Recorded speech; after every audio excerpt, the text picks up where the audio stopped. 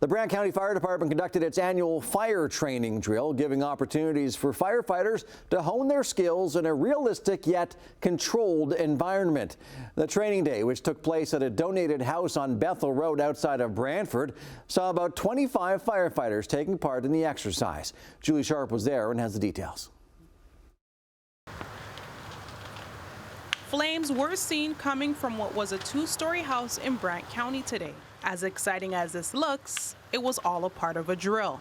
We did two different fires. One was to simulate a kitchen fire and the other one was to simulate a bedroom fire. Training officer Mark Stouffer says today's activities are helpful because they don't fight as many fires as they used to.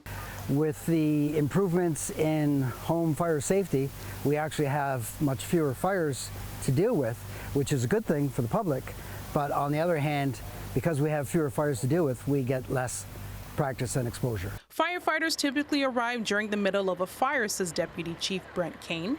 He says today's training gives the firefighters insight to what happens before they arrive. And we watch the fire grow and how it would start to spread. That's not something fire sees very often. People call us usually after the fire starts. So this gives our crews a chance to see what happens before we arrive. While the training is open to firefighters at all levels, Stouffer says the exercise is very important for rookie firefighters. It's absolutely essential because I would much rather, in a controlled environment, a firefighter experience new scenarios as opposed to seeing it for the first time in an emergency environment.